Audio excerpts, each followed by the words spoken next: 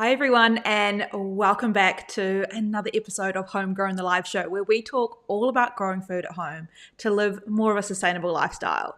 And today's episode is going to be all about living shade and also edible shade, because I feel like that is just getting multiple uses out of one thing, and I love that. So today we are going to not only just talk about different ways you can create living shade in the garden, but we are also going to talk a little bit about some of my plans, some of my goals, and some updates that are happening in the garden. So definitely stay tuned for that. But if you are watching live, make sure you jump in the live chat and say hi and let me know what you're growing. If you've got any living shade at the moment in your garden, or you grow any living shade throughout the summer season, I'd love to know what you have got growing in your garden in terms of living shade or edible shade. So what's happening in the garden? I'll give you a little bit of an update before we get started in today's episode. Well, we've got some people showing up still. So what's happening in the garden? A little bit of a garden update for the week is lots of greens I'm harvesting. I'm harvesting lettuces and lots of parsley. What else have I got going on? Lots of rainbow chard, obviously. And I have been moving some self-seeded plants around. So I often let a lot of things go to seed in my garden, and then when the time is right, they all pop up. So right now, apparently it is the time for artichoke and hollyhock, because I've got so many little seedlings popping up in the garden. So I've been moving those about a little bit, just because I, don't need 500 hollyhocks in one patch in the garden. So I have been moving some of those around, as well as the artichoke. And I've also got hundreds of radishes popping up, because I let some radishes go to seed. And I did collect quite a lot of them, but most of them I just kind of left in the garden, in the pumpkin patch, and they are all self-seeding. So we're getting hundreds and hundreds of little radishes popping up, which is going to be awesome. Citrus, lots of citrus, still Hawaiian guavas. I feel like they are going to be a really, really extended season, because not only do I have some that are ripening, but I've also got some that are quite small still. So I feel like they're still quite a way off before they'll be ripe. So it'll be interesting to see how this goes, how long this produces for, because I'm really surprised at the length of the fruiting, because most of the other fruit trees that I've got sort of come in pretty quickly when they're ripe, and you end up with a whole bunch of fruit, and it's quite hard to manage because you need to do something with them. Whereas I feel like this Hawaiian guava is really drawn out and it's nice, so I can enjoy them without feeling the pressure that I need to preserve them all. So that's really great. And I did get a delivery, so we are going to touch on that, because that is part of today's episode. So that is for my new shade structures. I'm going to share more on that later in the episode. So let's get started with plant of the week. And again, plant of the week is to do with living shade, and I have chosen the choco, or I think it's also called chayote. Again, pronunciations, these things are hard. But to me, I call it a choco. And it's not something that I've ever grown before. So let me know if you've grown this in the garden before. It is a very vigorous growing vine. So it is a perennial. It will grow back each year. It does often die down, but it regrows really easily from any sort of leftover fruits on the ground or anything like that. So it is, a perennial vining plant that we can grow over structures to create shade. And it is pretty hardy. So that's one of the main reasons I'm wanting to try this out in my garden, because summer here is intense. We do get so much sun and heat. So I need something that's quite strong and can withstand that. So I'm going to be testing this out. And I know a lot of people in Perth do have success with this. So will be giving it a go. It is super versatile to use. And that's another reason that I'm looking forward to trying it, because you can use it as a substitute for so many things. You can use it as a potato, as a zucchini, carrot, more of a cucumber substitute, or squash. It also can be used as like a pear or an apple substitute in pies, because it is quite a bland flavor. You can add things to it to, make it have more flavor. So it can be a really good bulking substitute in terms of if you're wanting to make, say, like an apple and blueberry pie, you could substitute the apple for the choco. And things like that. So I'm excited to do some experimenting with this, and it produces a lot of fruit. So apparently 25 to 100 fruit from one vine, and it does come in a different range of varieties. So some of them have lots of spikes on the outside, some of them are smoother, and then you can also get a range of colors from like green to white. So I have a smoothish green one, and I just purchased that from the markets, and it started sprouting shoots really quickly, just sitting on my bench doing absolutely nothing with it. So once it started shooting out some vine, then I have popped it in the soil in a pot, and it's growing away happily. So once I get my shade structures up, this will be forming a part of that, and it's going to give me really quick shade coverage. So that will be really helpful for me going into the summer season, of being able to just really get something up nice and quick. That's not only going to provide me with shade, but also food as well. They are quite frost sensitive, so if you do get a lot of frosts, then you want to make sure you're planting these after a frost, and then it will probably die off again once the cool season appears. Oh, it's so good to see everyone turning up in the chat. Let's see what we've got in here. The spikes on it. So the other thing that it is good to consider with the choco is it is a vigorous climbing plant. So you do have to be careful with this. So I wouldn't be planting it anywhere near where it can take off into the bush, because it will just go through trees. It will just go wild. So you do have to be careful with this one. Plant it somewhere where you have enough space for it, and also you're not too worried about it getting away from you and going off into any native bush or anything like that. We want to try and keep it contained. It is, like I said, definitely very vigorous growing. Let me know if you are growing it, and I will share some of those soon. All right, so why do we need living shade? So there are so many benefits to having living shade, and it's sort of something that I have been transitioning into. So I started off with a lot more shade cover, shade cloth, and that's a really good way to just instantly get some shade up, and I will still be doing that.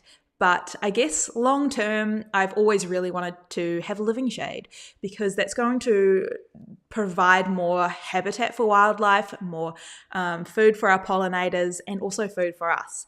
So it just looks beautiful. I'd much prefer to be, out under living shade than some sort of material or cloth or anything like that. So although it's not always going to be easy to do straight away, and we are going to need to put some temporary shade up, it is a good thing to work towards long term, having living shade.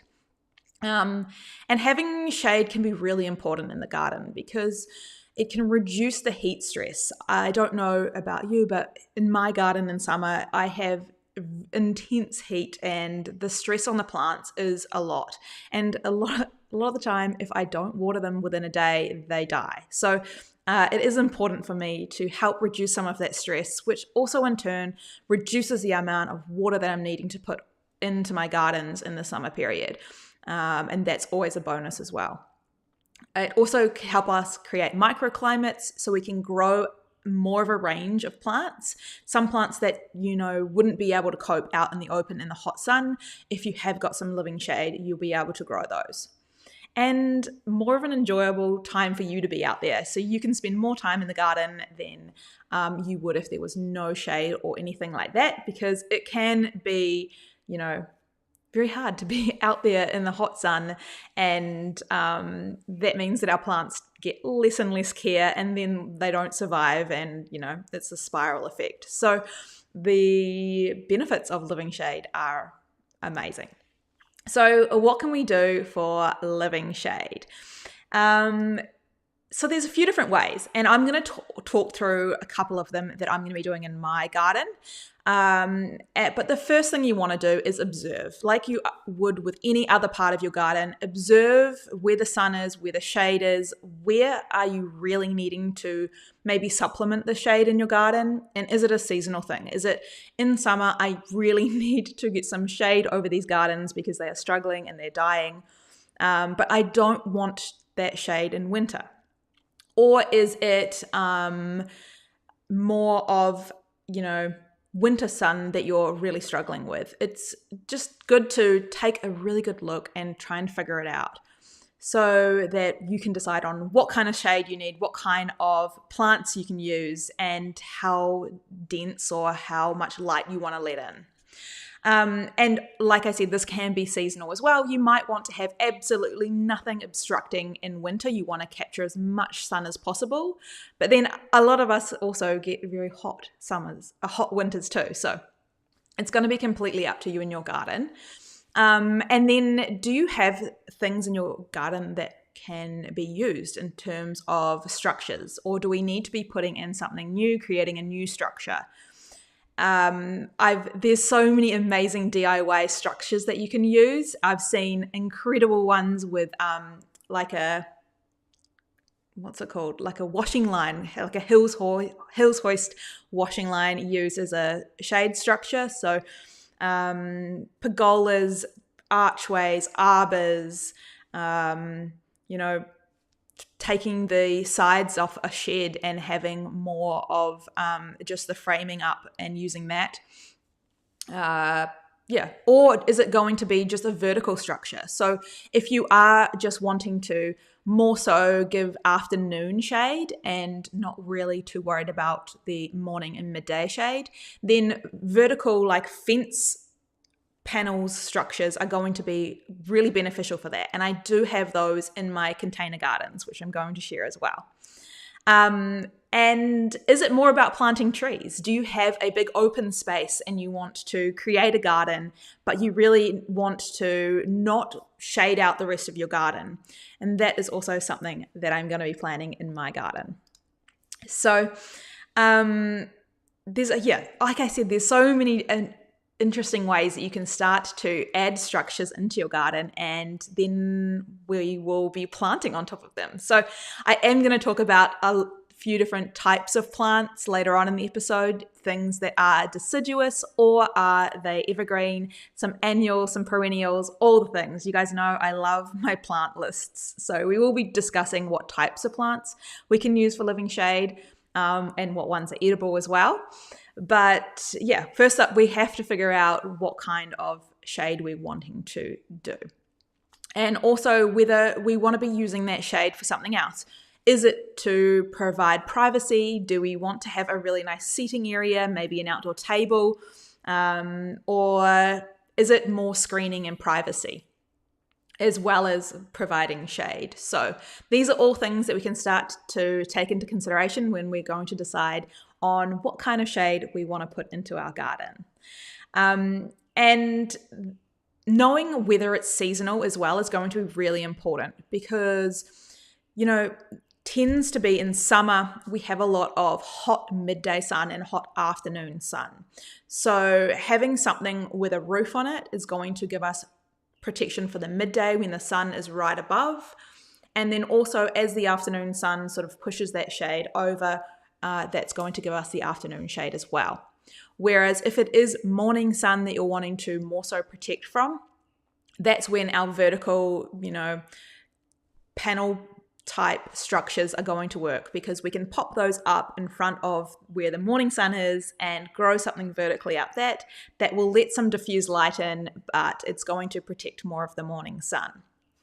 And I think it's just going to be easier to talk about what I'm going to be doing in my garden, because it's, everyone's got different things going on, so it is really hard to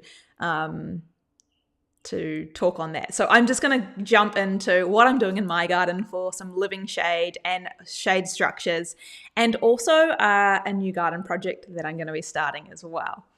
So what I've got going on in my garden, and I don't know how long you've been watching my channel for, but I did start off with these shade structures up on my raised garden beds. So I got my raised garden beds in the front of my garden, which is full sun in summer, full sun all the time, basically.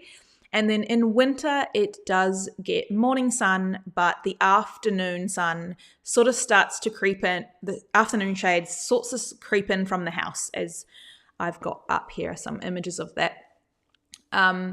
So I installed this garden, I think it was definitely close to summer, if not in summer. And so I needed to get some shade up really quickly because it's just too hot here to try and keep things alive without having some sort of protection, especially because I just don't have any shade during summer. It's not like I'm just getting morning sun. I get full all day sun. So that's a long time for these plants to just be out in the heat. So I got some temporary shade put up, which I had as frames, so vertical frames around the edge of my raised garden beds, and then I put shade cloth over the top of that. And I only needed to have it on the back of it, the top of it, and one of the sides. And that protected me from morning sun, afternoon sun, and midday sun. The front was completely open, so that let pollinators in and also airflow, because the front of these raised garden beds is south. So I wasn't getting any sun coming directly in from that. And that worked really well. And I've had those up for 2 years now. They did great. They did the job great. But I just wanted something that was living. So that was always the plan. So the shade structures are down now.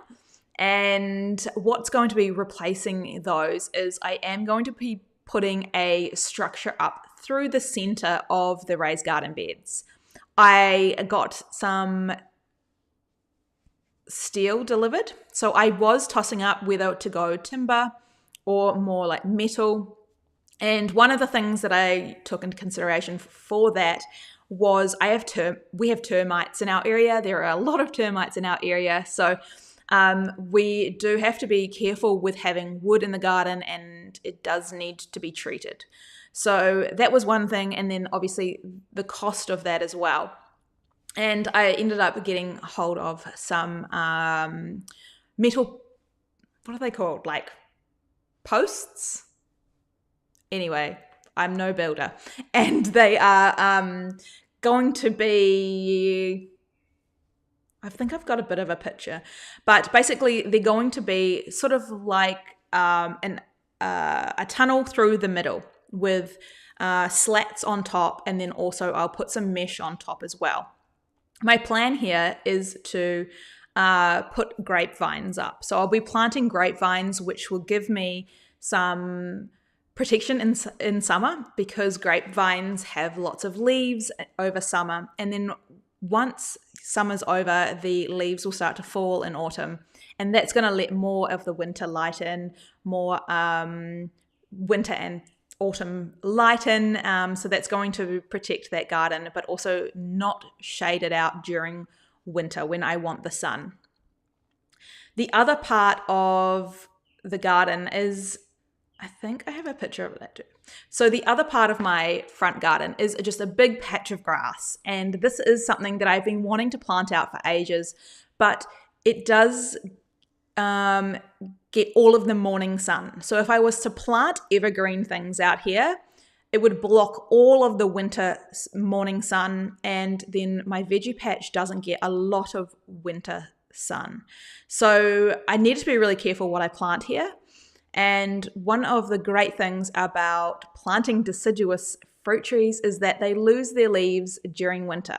So this is what I plan on doing in this part of the garden, is to plant some deciduous fruit trees. So that means that I'm going to have more protection from this veggie patch in summer when I need it, but it won't be blocking all of my winter sun, because I do want to try and maximize that winter sun. It also then means that I can have more fruit trees, which I love. So that's sort of the plan there with the grassy patch that is going to be like deciduous trees. And I'm going to share some of those later on in the episode as well. And then because my new shade structure that I'm going to put up over the raised garden beds, the grapevines, I mean, they're not going to grow in time for summer. So I need to get something up that's quick and provides shade. So that's where the choco is going to come in. I'm going to plant that over the shade structure whilst I'm waiting for the grapevines to grow. And that's going to give me really quick coverage this summer. Fingers crossed. And see how this goes, because, that's just sort of how I like to do my garden, is just get in, try things out and see how they go.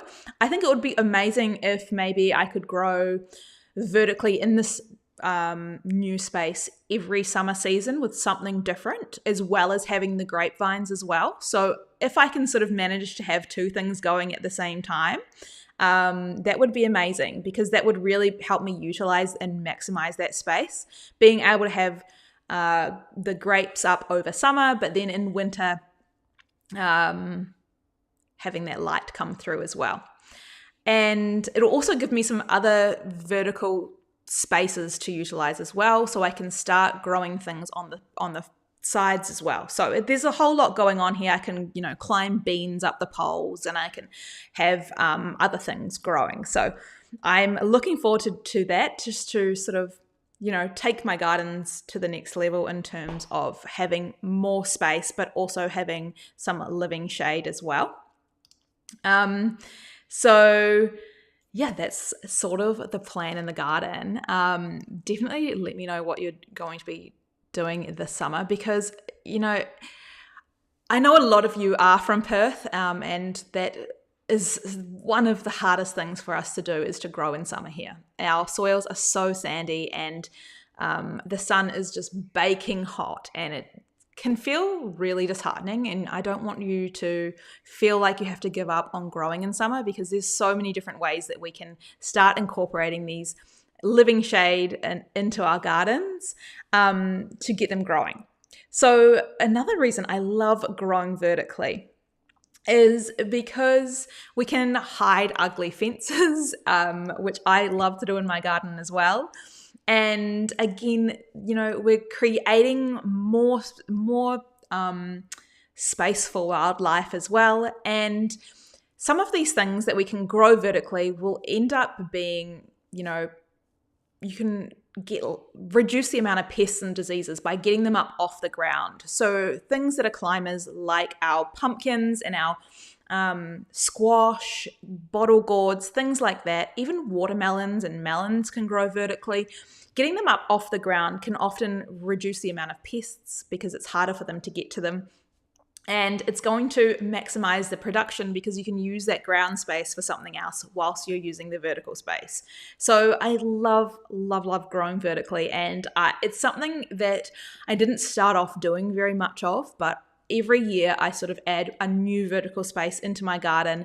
And the great thing with the container gardens is that you can move them about depending on how big they are. But pots and containers are great. If you put one side up and grow vertically on one side, you can maneuver that around. So if you do want protection from the sun, you can have it. But if you want to let all the light in, you can as well. So I've been starting to add vertical gardening space to nearly all my gardens, which is great, because you don't necessarily need more space. You can always, maximize and sort of come up with new and exciting ways to utilize the space that you actually have.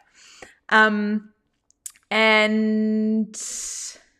what else we got? So then once we've got some shade structures in place, we need to select some plants, which is my favorite thing to do. So there's a whole wide range of things to consider here when we talk about selecting plants for shade. And a lot of these are going to come back to our initial findings on what we've observed from our garden. Do we need something that's going to let light in, or do we need something that's got a really dense coverage? So that's going to determine whether we're going to be getting deciduous or we're going to be getting more annuals that are just going to grow for a season and then die back, and we can get the light for the next season. Or a mix, which is what I like to do. I love to mix annuals and perennials in together. So a few different deciduous trees. I mean, there's so many, but you've got your apples, your stone fruit, your figs, pomegranate, grapes, pear, quince, mulberry, almond, persimmon, and raspberry. And obviously there's so many more, but that's just like my sort of go-to list. And also these things will be different depending on where you live. So they won't all be completely deciduous. They may be semi-deciduous in terms of it may not get cold enough for them to lose all their leaves. They may just lose some of their leaves. So mulberry and I think figs tend to be like that here in Perth. Some of them will lose all of their leaves, but if it's a really warm, sunny location, they may not lose all of their leaves, but they'll still lose a lot and let more light in. So those are some things to consider as well. Stone fruit generally will drop most of their leaves. And the great thing about deciduous trees is that this is providing your garden with lots more organic matter. So all of those leaves that have fallen are going to break down and start feeding your soil as well. So having some deciduous fruit trees is another layer to creating and building our soil and adding more organic matter back into our soil. So whether or not you just let them fall where they are, or if you gather them all up and pop them in the compost bin or pop them in another area of your garden, that's going to be some really valuable, carbon and leaf matter to add back into your garden. And then we've got climbers. So I have a whole bunch of different climbers. I've got a whole video on perennial climbers as well, so I've linked that for you in the description. And perennial ones are ones that are obviously going to continue to grow back each year. They may die back, but they may just keep on growing. So these are things like your passion fruit. That can be something that if you're wanting shade for most of the year, they do lose some leaves in winter, but depending on where you are, they can just have leaves all year round. So if it's an area that you don't mind having shade all year round, then passion fruit can be a good way to go. And that's a climber as well. So that's something you can use over an arbor, over an archway. You can also use that along a vertical growing space, whether that's a fence or a trellis. You can use it to hide things because it does have that dense leaf coverage. So if you are wanting to hide like a water tank or some sort of structure, that can be a really good choice. Whereas something like a grape will lose its leaves, so it won't provide that shade all year round. It will just be providing that shade in summer. Other perennials that we've got in terms of vine plants are our sweet potato. So that's something that you can grow vertically as well. I have that growing on one of my fences. It does die back in winter quite often, but it will reshoot in spring if there's any tiny piece of root in the ground. And that's another great way to grow it to maximize space because it's not taking up all of the bottom part of your garden. You can make it go up and utilize that space. And I also have mine growing alongside my passion fruit. So those two sort of create a green wall of, living shade. And then we've got annuals. So these are things that we're going to grow for a season. The great thing about annuals is they grow really quickly. So we can get that quick shade up and we can get that quick production up, because sometimes perennials can take a long time to get established and also a long time to fruit. So this is where I love to have the mix of the two. And that's what I plan to do with my shade structure. Is it's going to take quite a while for my grapevines to get established and to start producing grapes and to start really giving me that shade that I want. So whilst I'm waiting for those to grow, I can start adding in some annuals that are going to grow really quickly, provide food, and then they will die back and give more space for the grapes. So these are obviously going to be in different seasons. We've got our cool season climbers or shade crops, and then we've got our warm season ones. So some of the cool season ones are things like peas. These are really great climbers. I love snow peas and snap peas. They are a really great one if you're wanting to protect things from the afternoon sun in winter. So if you get really hot afternoon sun in winter and you do want to provide some shade, then you could put up a vertical structure and grow some peas on there and get a harvest going, and then also provide that little bit of shade as well. And then what else have we got? So we've also got nasturtiums. Those are an edible plant flower that you can grow vertically as well. So those will tend to grow more so in the cooler climates, cooler times of the year. So my nasturtiums are taking off right now and providing so much flowers for the bees, and then also we can eat the flowers and the leaves as well. So those are something that you can grow vertically. And then in terms of warm season crops, what can we grow? And I think this is the most important thing, because most of the time for most of us, we're going to be wanting that shade coverage in the warm season. We're wanting to protect our smaller seedlings, like our little lettuce seedlings and our, little tomato plants and things like that. Just protect them a little bit during the really hot summer. So what can we grow, get some quick shade, and then also provide food? These are things like your vining, watermelons and melons. Those are a really good one that you can grow vertically as well. You can grow those up over an archway or over an arbor. Your pumpkins and gourds. I grew the bottle gourd this summer, and my gosh, if you want something that's productive, that thing was wild. And there's a whole bunch of different types of gourds as well, so you can mix and match and choose those. We've got squashes as well. There's a whole bunch of different types of squashes that you can grow vertically. And tomatoes as well. Even some tomatoes, you can kind of get them growing up vertically to provide shade for other parts of your garden as well. And tomatoes do tend to like the sun. I mean, they don't particularly like my hot summer with no shade. So I do have to provide a little bit of shade for my tomatoes. But in other areas, tomatoes will be absolutely fine to be grown without shade, and you will be able to use those to then protect your other plants. So it does sort of matter and make a difference on where you're growing and what sort of level of heat, I guess, you have in summer. And also what shade you've got going around your house, because some of us will be living in an urban environment and we'll have a lot more afternoon shade where the shadows are being cast from neighboring houses, neighboring sheds, and things like that. So quite often that will make a difference as well on, what other structures you've got around you.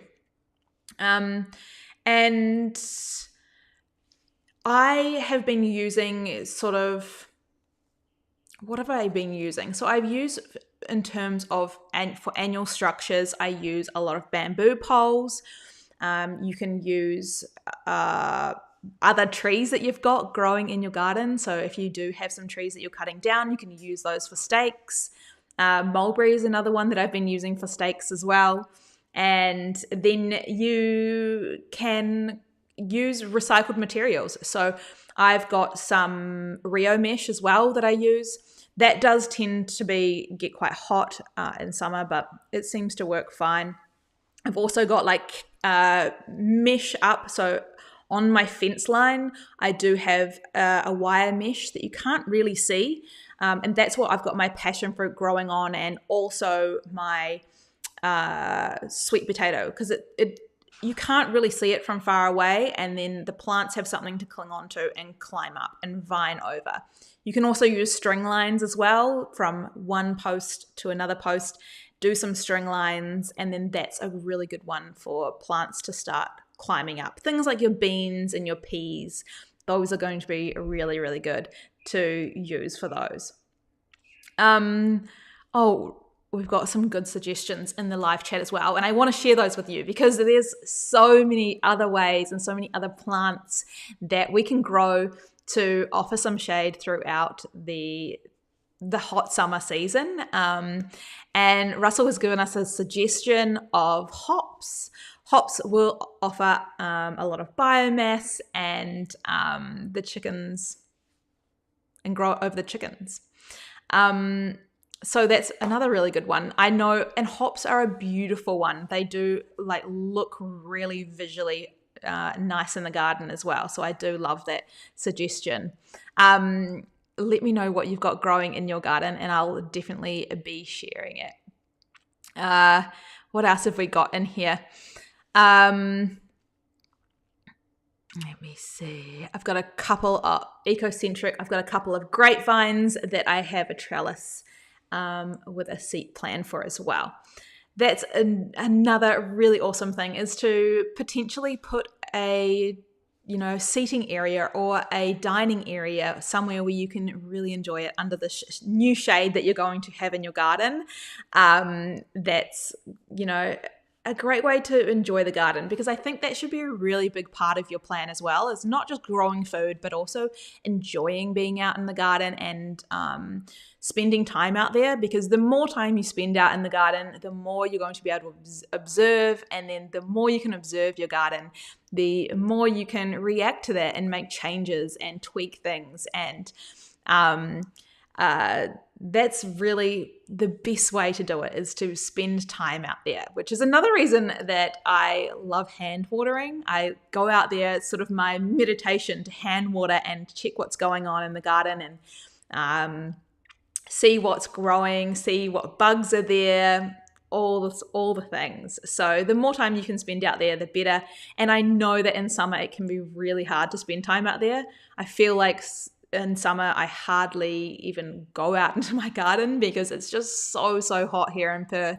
So I'm really excited to be getting my shade structures up and to have more shade in the garden in summer.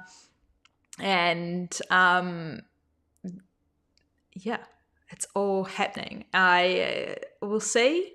I'll let you know how the new grassy patch is going too, because I think I might start that this weekend. We will see. I'm not promising anything, but it's a space that has been, underutilized and just waiting. I have always known that I'm going to plant deciduous trees there, just because it does. I don't want to block out any of that, sun, especially in winter. But I've got some plans in mind for that, so I'm really excited for that, and we'll see. I may even get started this weekend, but I also think it might be raining, so I'm not too sure. We might have to postpone that till it's not raining. Those hot easterly winds destroy so much. Yeah, we do get a lot of wind in here in summer as well, and so planting something that can provide some wind protection as well is going to really help that. And it depends again on where in your garden it is. I do have a lot of wind coming from one corner of my property, and so I've started to plant a lot more in that corner to really try and protect some of that. But we'll see. The the bigger my plants get, the stronger they get. So it is about protecting your plants more so, especially when they are young and vulnerable, and giving them the best chance to really get established. So it's another reason I love planting things in autumn, because it gives them time to, get situated before the harsh summer season.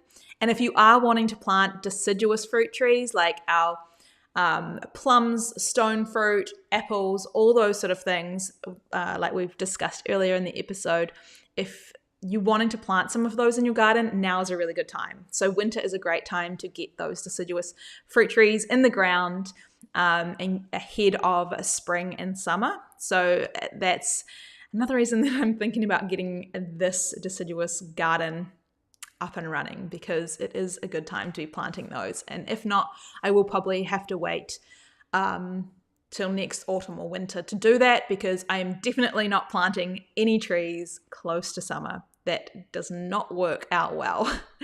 I have tried, trust me. But that's pretty much all I've got for today's episode. I hope you enjoyed that. I hope that you're inspired to get some living shade up in your own garden, try some new things.